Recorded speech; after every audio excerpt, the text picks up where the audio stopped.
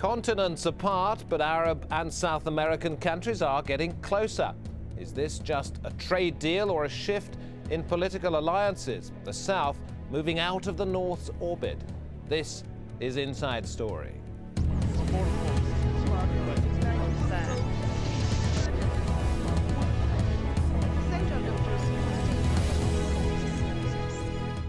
Welcome to this edition of the programme. I'm David Foster. South American and Arab leaders have agreed to work together. They've been meeting in Qatar for a second Latin American Arab summit. And the one-day meeting ended with leaders from both sides agreeing to boost cooperation, saying the meeting was aimed at joining their regions into one economic bloc and possibly a single political voice on the world stage. That's the hope. Hashem Ahalbara has more. Arab and South American leaders gathering to forge a bloc where business and politics can boost ties.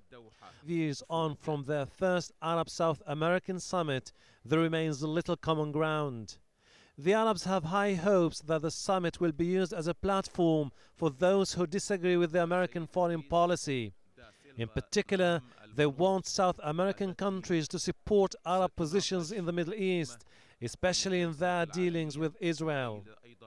Venezuelan President Hugo Chavez, whose country, along with Bolivia, severed ties with Israel over the war on Gaza, was unequivocal in his support for the Arab stance. When elections were won in Palestine, the men and women of Hamas, the Yankee imperialists, and Europe says they will not recognize them because Hamas doesn't recognize their state of Israel. Now the parties who support the government in Israel do not recognize Palestine. So let's see what the United States says, what Europe says. They should have the same attitude if they had respect for the ethics, for the dignity of people. But some Southern American leaders were at odds with Chavez over the Sudanese President Omar al-Bashir, the reason why the President of Argentina walked out of the official photo op. The leaders called on Israel to withdraw from the lands occupied in 1967 and criticized US sanctions against Syria. I am very, very optimistic. And throughout my meetings with all our colleagues from South America, we have found a lot of things that connect us together, but their reality is different, our reality is different, and taking this into consideration, we have a lot of common things. Against the backdrop of a global recession, the South American leaders are looking for more investments from the wealthy Gulf countries and a commitment to boost trade. With countries like Saudi Arabia, Brazil and Argentina, which are among the world's largest economies, the summit players are well positioned to make their voices heard on the world stage. It is a unique opportunity for us to introduce concrete ideas for a better global governance. Represented by Saudi Arabia, Argentina and Brazil, our regions must send from here in Doha a strong and clear message. For the President of Chile, the event is a turning point that has the potential to shape the world order. And I think the possibility of getting together countries with differences, interchanging point of view, exchanging point of view, and being able to agree on certain point of view gives a powerful tool, a powerful political tool to change things all of us agree must be changed. In the last few years, the volume of trade exchange between Arab and South American countries has sprung to almost $30 billion a year. But for many, this is just the first step in a process which could lead to the birth of an international body rich in resources and cash to tackle the world's most pressing problems. Hashem Al-Barra, Al Jazeera, Doha. Well, let's expand on that a little bit. Our guest in Doha, Francisco Santos, the Vice President of Colombia. Also in Qatar, Michel Alabi, Secretary General of the Arab-Brazilian Chamber of Commerce. And in Cairo, Gamal Nkrumah, analyst with Al Ahram newspaper. Mr. Vice President, first of all, if I could come to you. With a continent as large as South America, with an organization as fractured as the Arab League, how do you identify common interests? Well, I think one of the most pressing issues at this precise moment, or the one in which we can advance the most, certainly is trade. And I think that's a very, very important first step. Communications is another one in which you can find big opportunities. And many of the countries in that meeting are looking at trade as the first but very important step in terms of generating new relationships. You can sell to the US, you can sell to Europe, but why can't we sell what we produce between regions that are full in cash, that produce very good products? And I think if we're able to continue with the level of investment in Latin America by Gulf countries and in South America, which has been quite important lately, and in exports from our region to the Arab countries, I think we're in the right direction. But the political outlook in so many South American countries is very different, as it is the interests of the Arabian countries. How do you get that together so that you both deal as blocs? I'm a little bit less optimistic than your journalist just put it forward. Well, that's because you're also a journalist. Yes, I think obviously he had a very good phrase, but that's not necessarily true. I think to have a common position, it's almost impossible in Latin America, in South America, and it's almost impossible in the Arab League.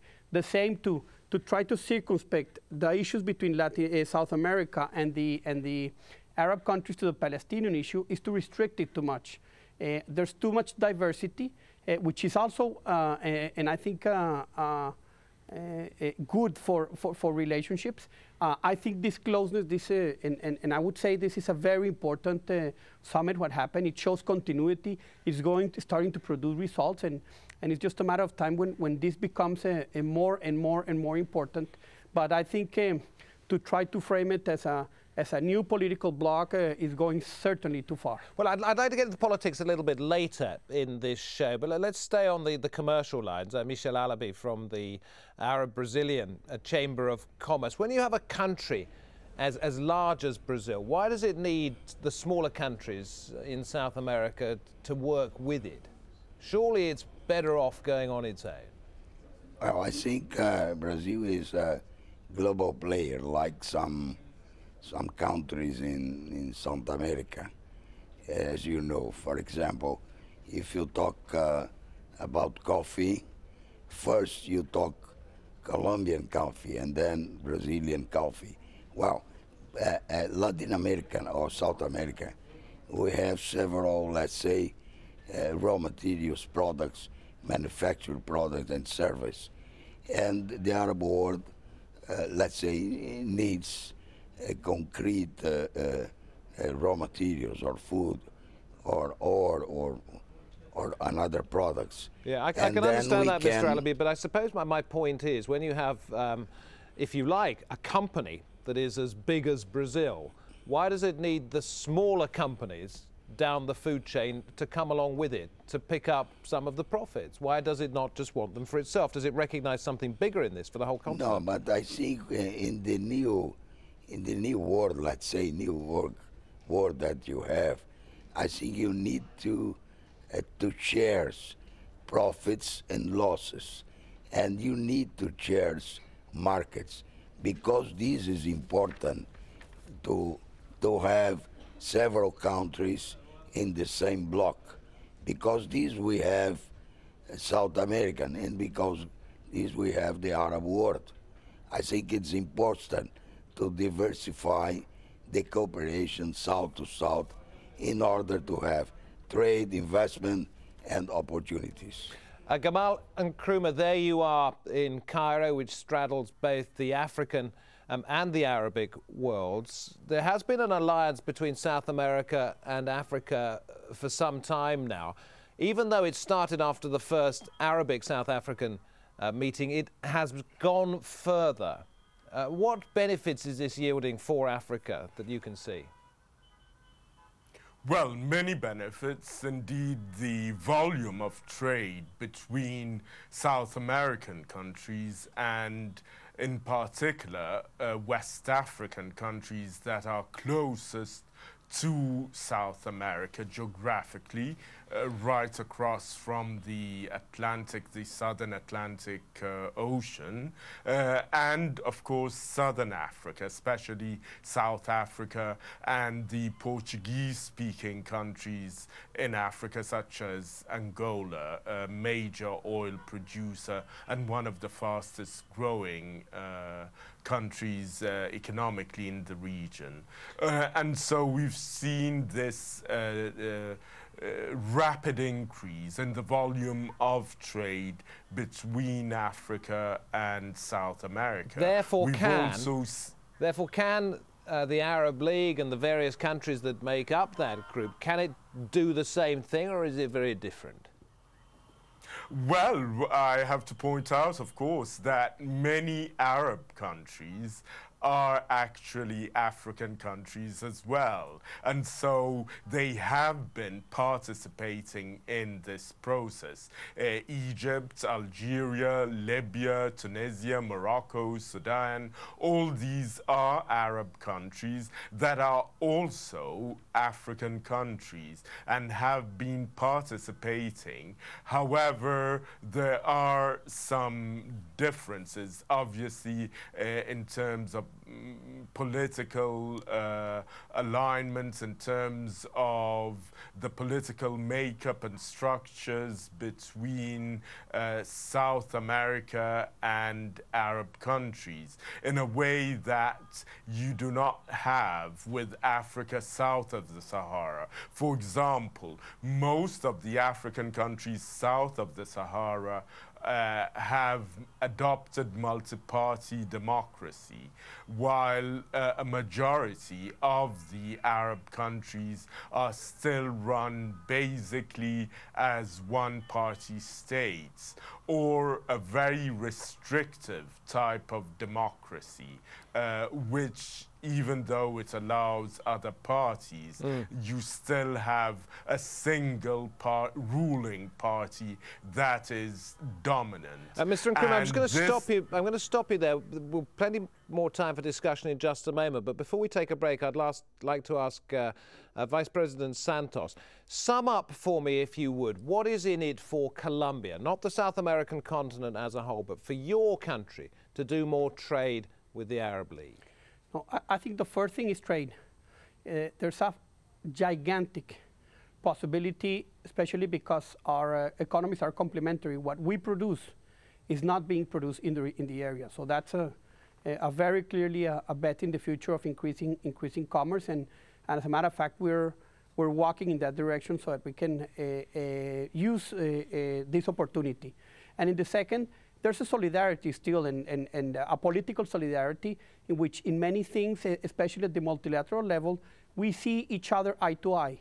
And therefore, in many of the international scenarios where a country small as Colombia needs support, you can always count on the Arab League. You can always count on the Arab countries as a help in many of those forms. So there is also a solidarity South-South that is important, especially now that the world in many of the topics has become globalized. Gentlemen, thank you very much for now. We're going to take a very short break. When we return, we'll be discussing Venezuela's Hugo Chavez becoming the latest leader to call for the creation of an independent currency, what he calls a petro-currency, and what are the implications of suggesting effectively that America is no longer the power it was. Stay with us, if you will, here on Inside Story.